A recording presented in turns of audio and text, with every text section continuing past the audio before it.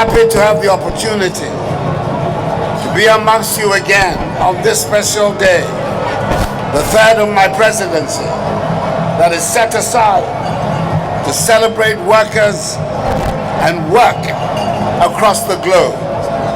Today is the International Day of Solidarity for all working people. And I say, Ghanaian workers, Aiko. I do not think we exaggerate if we say that work is at the center of all human life and human existence. We spend the first 20 years or so of our lives preparing for work. We then spend the next 30 to 40 years in formal work. And if we are lucky, we spend the last 20 or so years in retirement. The quality of this period of retirement depends very much on how we manage the time we spend in work. I know I state the obvious, but I do want to make the point that I do not need to be persuaded about the importance of work and the circumstances in which we work.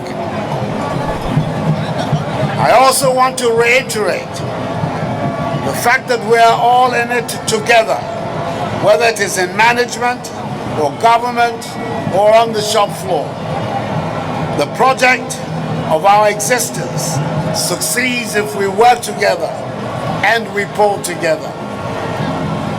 Our nation at Ghana at 62 remains very much a work in progress, and lots of things remain to be done to improve upon the quality of our lives in all three stages. The period of preparation towards work, the period during which we work, and the period during which we take a deserved rest from work. The lopsided nature of things in our country is demonstrated by the statistic quoted eloquently in the speech by the General Secretary of the Trades Union Congress. That is, the workforce in our country is estimated at about 13 million, and those in formal work number about 1.2 million. The government of Ghana employs about 600,000 of this number, and more than 80% of all government revenue is spent on the remuneration and conditions of service of those of us in the group. Very few of us, among the 600,000 on the government payroll, are satisfied with our circumstances. And I'm sure we have all heard of some of the main sources of unhappiness among the litany of complaints read out by the representatives of organized labor.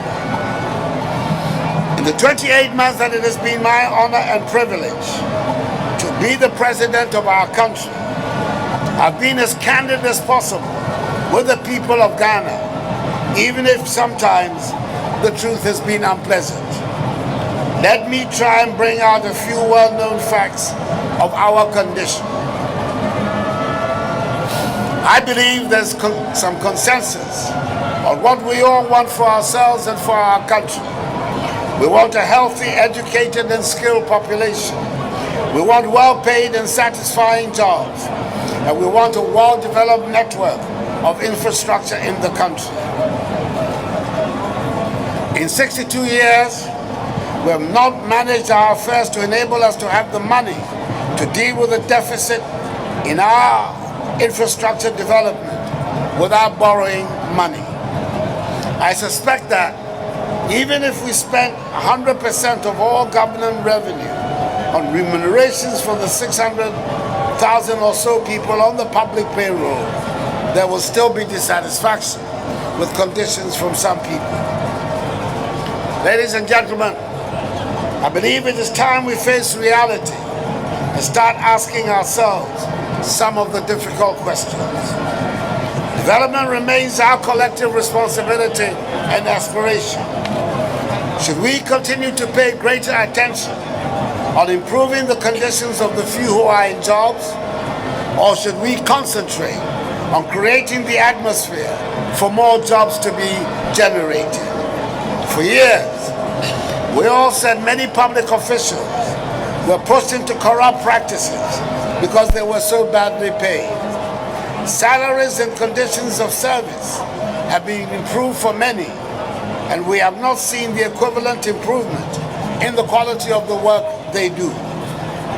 This year, the theme for our May Day celebration is Sustainable Pensions for All, the role of social partners.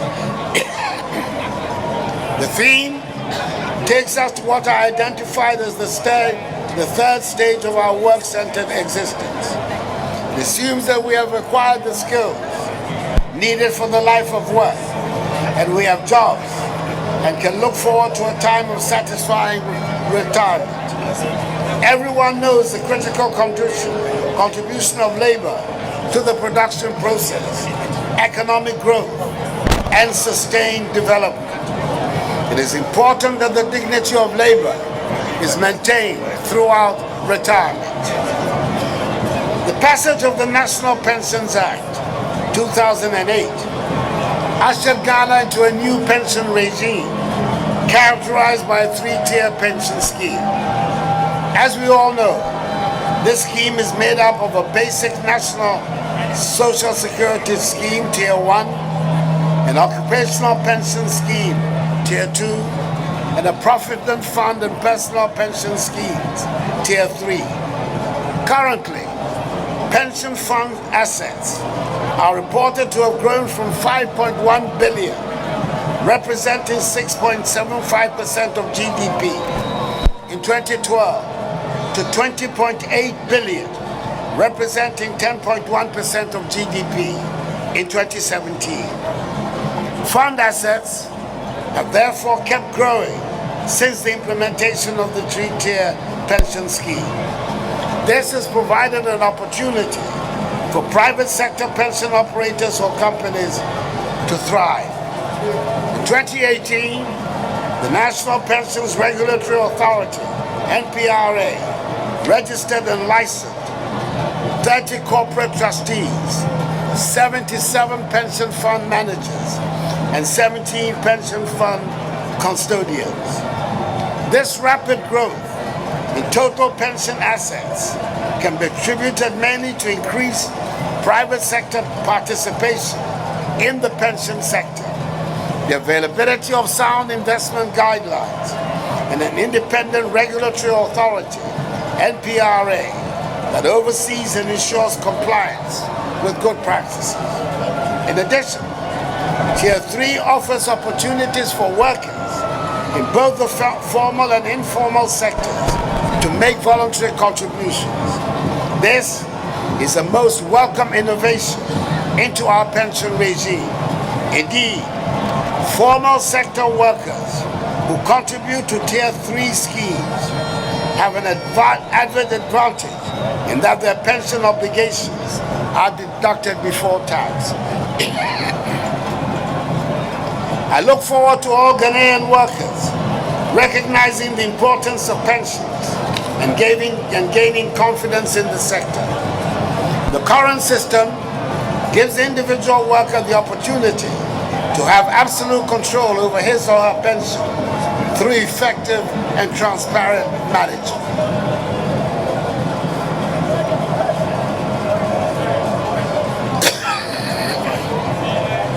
As I told you last year, over 3 billion CDs, i.e. 3.1 billion CDs of pension funds that had been outstanding for 6 years, and about which TUC had been loudly complaining, were transferred in 2017 from the Temporary Pensions Fund account, TPFA, at the Bank of Ghana to the appropriate occupational pension schemes. Pension fund managers and trustees have a lot of work to do to build and retrain the trust of workers. For many people, this is all new and uncharted territory. There are understandable anxieties that must be assuaged by working with the highest level of diligence and honesty in managing the resources entrusted to them. I acknowledge that there are unresolved issues with the Social Security and National Insurance Trust, SNIT, and the NPRA. I've asked the Minister for Employment and Labor Relations to liaise with SNIT and NPRA to bring finality to all outstanding issues in the next 3 months. In much the same way that we should build trust between workers and the new private pension companies, it is equally important that there's trust between workers and the state-established SNIT.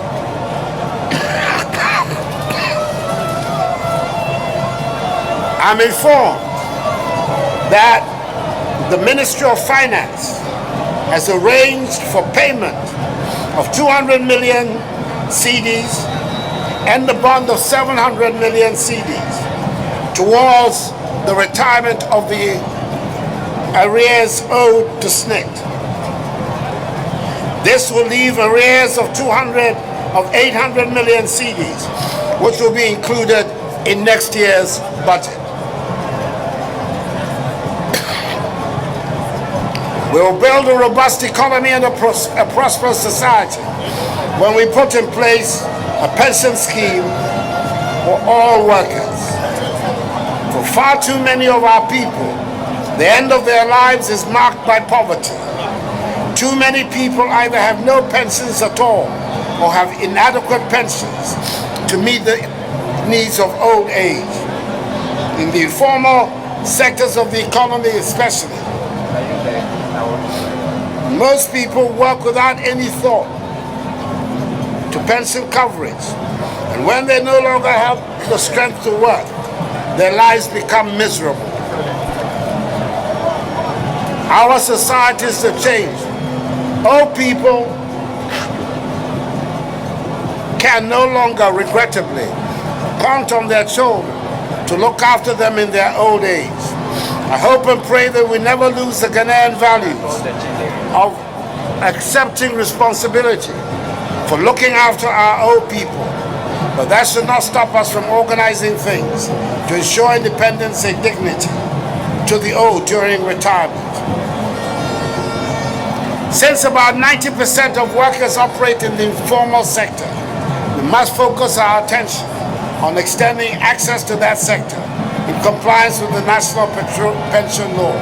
At the moment, government efforts are on course to establish a cocoa farmers pension scheme. This trend will be extended to other worker groups in the informal economy.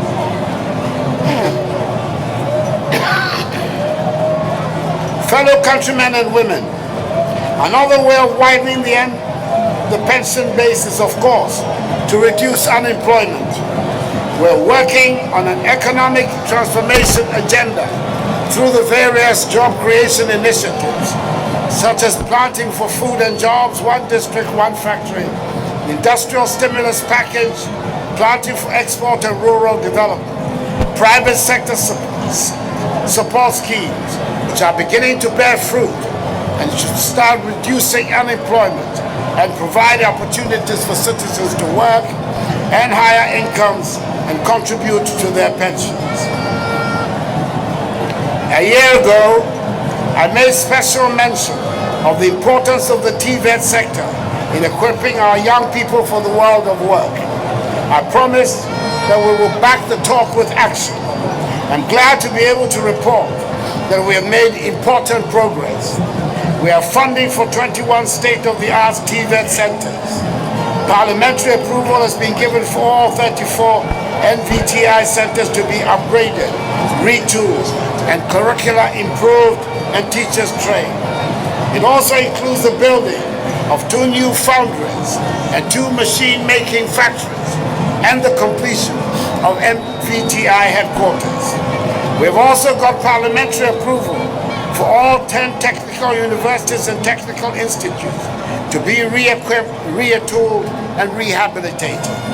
In other words, ladies and gentlemen, we know the areas of sustainable job creation, and we know that we need well-trained technicians to build our countries. We're making realistic and effective efforts to ensure that we produce those that generate work and pensions.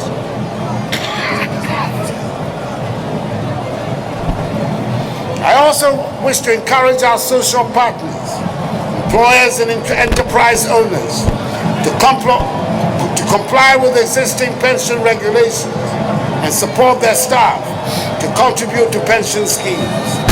We should all spread the news about the importance of pensions and the structures in place to ensure transparent and effective management of pension funds. Ladies and gentlemen, government is determined to consolidate further the relations between the social partners in the post-IMF era. That is why on 18th April 2019, government signed a landmark social partnership agreement with organized labor, represented by the Trades Union Congress, the Ghana Employers Association, and government, represented by the Ministers for Finance and Employment and Labor Relations, to provide a medium for building a sense of cohesion, trust, self-management, frank and open discussions to champion the course of development towards realizing the vision of a Ghana beyond aid.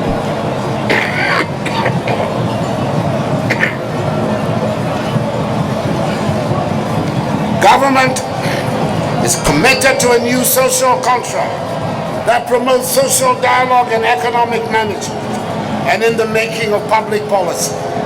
It is also to assure you, our workers and businesses, that you are our true development partners and your ideas are critical in my government's model for economic management and development. I will soon inaugurate a social partnership council with equal representation from the three social partners.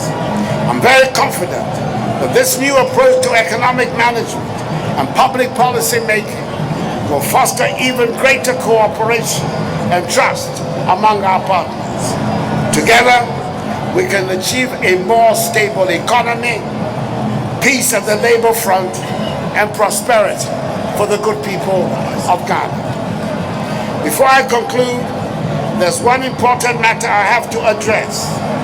At last year's May Day celebration in Kumasi, I informed organized labor and the country about my intention to establish a multi-stakeholder committee to develop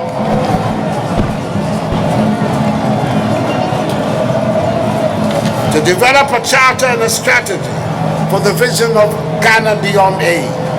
The committee, chaired by the senior minister, has the Ministers for Finance, Planning, Local Government and Rural Development, Employment and Labor Relations, Monitoring and Evaluation, and Information as members. Trades Union Congress's own Secretary General, Dr. Yaba, and its Vice Chair, Mrs. Philomena Sampson, are also members. The leadership of the Association of Ghana Industries, Private Enterprise Federation, Ghana National Association of Teachers, Ghana National Chamber of Commerce and Industry, and National Union of Ghana Students' Notes, among others, also played important roles in the work of the committee. The committee has worked assiduously, tirelessly, to produce a charter and a strategy document which will guide our march towards Ghana beyond age. And I'm happy to outdoor this document today here at the May Day celebration in Pakistan. On behalf of the people of Ghana, I wish to thank the Ghana Beyond Aid Committee for the good work done.